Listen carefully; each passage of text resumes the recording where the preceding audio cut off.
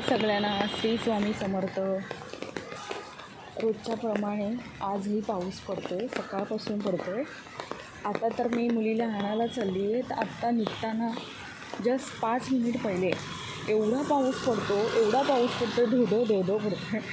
विचार करा, आता स्कूलमधून जेव्हा मुलं सुटतील त्यावेळेला पाऊस रोजच त्याच वेळेला पाऊस जोरात येतो. आम्हाला रोज 10-15 मिनटं थांबावं लागतं स्कूलच्या बाहेर येऊन की पाऊस कधी उघडतो. तर तुम्ही बघू शकता, हे बघा तसं सगळीकडे हिरवगार झाडं पण बघा किती छान दिसत आहेत ना, हिरवगार दिसत आहेत. हे बघा रस्त्याला पण थंडावा पसरला. तर तुम्हाला माहिती आहे का, जेव्हा गरमी असते तेव्हा असं वाटतं की पाऊस कधी पडतो आहे, आणि पाऊस आल्यानंतर असं वाटतं एखादा दिवस ऊन कधी पडतो आहे, कारण की सगळं ओलं आणि चिकचिकीत झालेलं असतं. त्याच्यामुळे बघा इकडे थोडी कोणतरी म्हणजे माणसं आहेत, त्यांची शेती आहे कंपाऊंडच्या पलीकडे, तर ते सीझनप्रमाणे इथे करतात. बघा इथे कुठे रस्त्यामध्ये झाड कोसळून पडलं आहे, झाडाची फांदी बघा. पावसाळ्यात सहसा झाडे खूप पडत असतात वाऱ्याने वगैरे. अरे बापरे, वटपौर्णिमा झाली. वटपौर्णिमा होऊन हे काय वडाचं झाड मुलासकट उठून पडलं आहे. हे बघा, बघाल तुम्ही, हे बघा हे झाड कंपाऊंड तोडून, जे आपल्या फुटपाथच्या बाजूला कंपाऊंड असतं ते, हे बघा एवढं मोठं हे झाड पसरलं.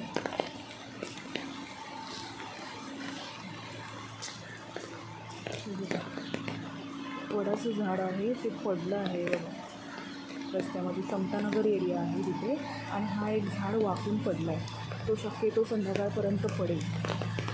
पावसाळ्यात ना एक भीती असते, पाऊस कितीही मोठा येऊ द्या, पण पावसाने माणूस घाबरत नाही. पण ही झाडं अचानक जी पडत आहेत ना कुठे वाऱ्याने, मुलापासून पडत आहेत उठून, तर त्याच्यामुळं भीती वाटते. बघा तुम्ही बघू शकता अशी मोठमोठी झाडं. असं मित्रांनो, अजून एक पुढे हे वर्तकनगरला जाताना मधल्या रस्त्याने जेव्हा आपण जातो तेव्हा तिथेही असं काही झाडं पडलेली आहेत रस्त्यावर, मी तुम्हाला दाखवे. पण हे बघा, दोन आज्या ओळखीच्या, त्या 2 व्यक्ती होत्या, त्या ओळखीच्या होत्या आणि रस्त्यात बोलत होत्या. असं कोणी ना कोणतरी ओळखीचा मिळतच असतं रस्त्याने जाताना. तर बघू शकता बघा, बारीक पाऊस पडतो बघा. हे बघा, आणि तुम्हाला आता मीही देखील तुम्हाला दिसेल रस्त्याने जाताना. आता मी एंट्री केली आहे पाईपलाईन कशी जायला. तुम्ही बघा माणसांची छत्री घेऊन जात आहेत. तुम्ही बघा, आता भरपूर माणसं असतात ह्या वेळेला, पण संध्याकाळच्या वेळेला भीती वाटते, कारण की हे जी पाईपलाईन आहे ना तिथे काम चालू आहे, तर त्याचे ते डंपर वगैरे असतात. तर शक्यतो तुम्ही दिवसभर इकडून येऊ शकता, पण संध्याकाळी 5च्या नंतर भीती वाटते. तर थोडं जरासं आतापर्यंत आपल्या बाबतीत तरी नाही झाले, पण देव ना करू असं कोणाच्याही बाबतीत होऊ दे की मुली पण स्कूलमधून सुटतात, ट्युशनमधून सुटतात. ते बघा छोटा तुम्हाला दाखवते तसं पाणी आहे ना. तर शक्यतो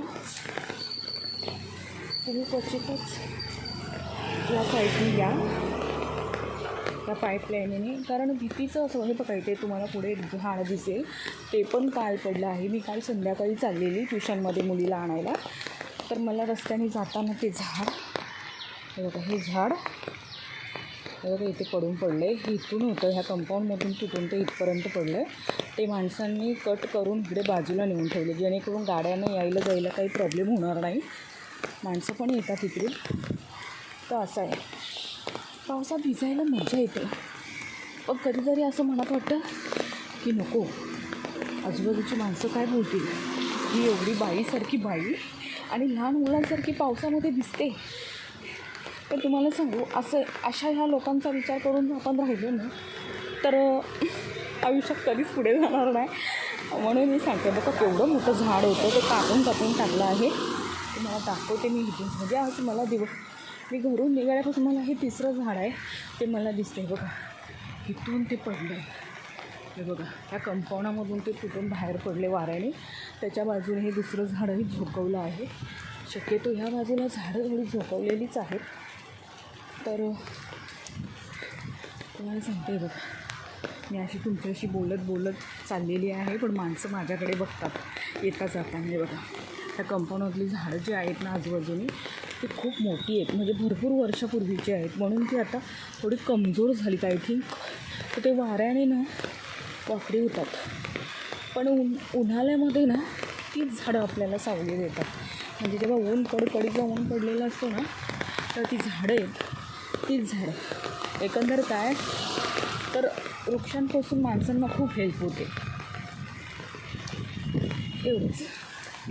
तुम्ही बघू शकता फुलाची वगैरे झाडं अशी आहेत. पावसामध्ये एवढी छान दिसतात ना ती झाडं, हिरवीगार दिसतात, खूप हिरवीगार दिसतात. बघा पाईपलाईनीचं काम चालू आहे.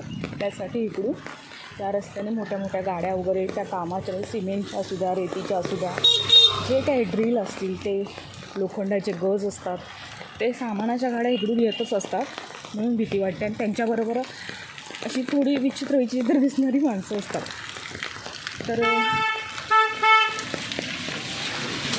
बघा हा गाडीवाला एवढा रस्ता असूनसुद्धा पाठीमागून जोरात हॉर्न वाजवतो. म्हणजे अशी माणसं आहेत या रस्त्याने येणारी, म्हणून खूप भीती वाटते.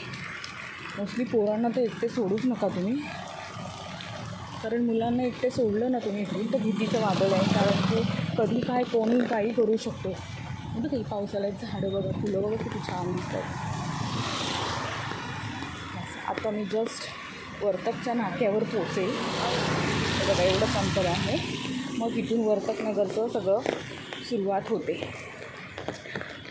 असा पाऊस बघा, तिकडे हे रस्त्याची कामं करणारे लोक ह्या साईडला राहतात. तर मी कालपासून बघते तर जरा काम बहुतेक त्यांचं बंद आहे. पावसामुळे काही माहीत नाही, पण बंद आहे. बघा कशी झाडं आहेत मस्त. एकंदर काय मला काल व्हिडिओ बनवायला भेटलंच नाही पावसामुळे, पण घरात सगळीकडे आमच्या गळत आहे. कारण की पत्रे खूप जुने आहेत. तर ते थोडं कुठून तरी अँगलमधून ते थोडं पाणी गळून खूप गळते. रात्रभर व्यवस्थित झोपायलाही जमत नाही.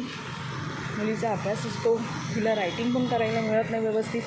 कारण आपल्या घरात इतकं म्हणजे सामान्य असताना आपण कसं राहायचं एवढ्याशा रूममध्ये, ते विचार करून आपल्याला सगळं ठेवावं लागतं.